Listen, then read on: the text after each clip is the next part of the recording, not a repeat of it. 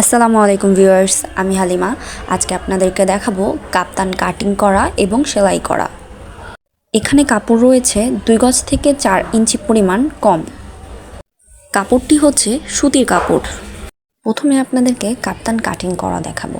কাপ্তান cutting করা তেমন কিছু নয়, শুধুমাত্র কাপ্তানের গলার যে শেপটি দিবেন সেই শেপ অনুযায়ী কাপ্তানের গলার কাটিংটি করে নিতে হবে এবং বডির মেজারমেন্টটি ঠিক মতো নিয়ে নিতে হবে।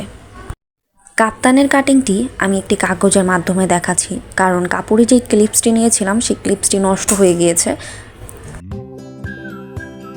প্রথমে কাপড়টিকে 4 ভাঁজে ভাঁজ করে নিতে হবে, ঠিক এই রকমভাবে।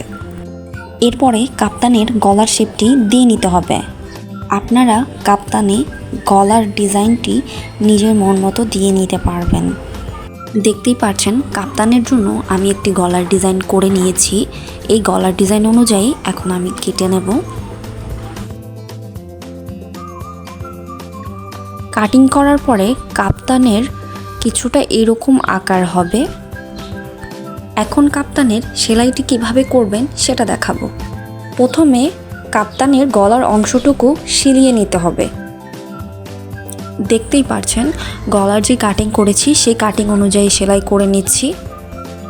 ঠিক একই রকমভাবে কাপ্তানের গলার পিছের অংশটুকুও সেলাই করে নিতে হবে।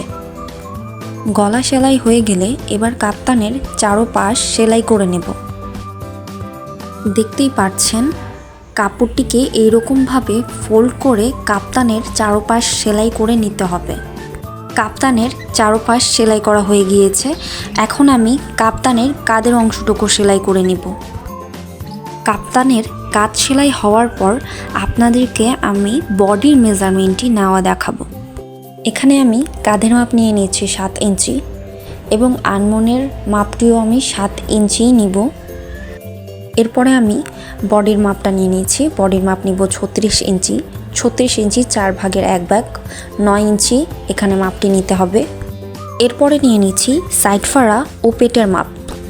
সাইড ফাড়ার মাপ নিচ্ছি 20 ইঞ্চি ও পেটের মাপ নিচ্ছি 14 ইঞ্চি। এবার পেটের মাপ নিয়ে নিচ্ছি 34 ইঞ্চি। 34 ইঞ্চির 4 ভাগের 1 ভাগ 8.5 ইঞ্চি মাপটা এখানে নিয়ে নিচ্ছি। তারপর কোমরের মাপটি নিয়ে নিচ্ছি। কোমরের মাপটি হচ্ছে 40 ইঞ্চি। 40 ইঞ্চি 4 ভাগের 1 ভাগ 10 ইঞ্চির মাপটি এখানে নিয়ে নিতে হবে। সকল মাপ নিয়ে নেওয়া হলে ঠিক এই রকমভাবে একটি দাগ টেনে নিতে হবে সেলাইয়ের সাহায্যের জন্য।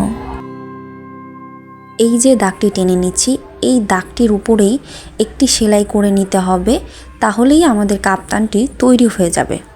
কাপ্তানটির সৌন্দর্যের জন্য আমি কিছু লেস বসিয়ে নিয়েছি। আর এই হচ্ছে আমার কাপ্তানের ফাইনাল লুক। যদি আমার ভিডিওটি ভালো লেগে থাকে আমার চ্যানেলটিকে সাবস্ক্রাইব করে দিবেন। ভালো থাকবেন। আল্লাহ হাফেজ।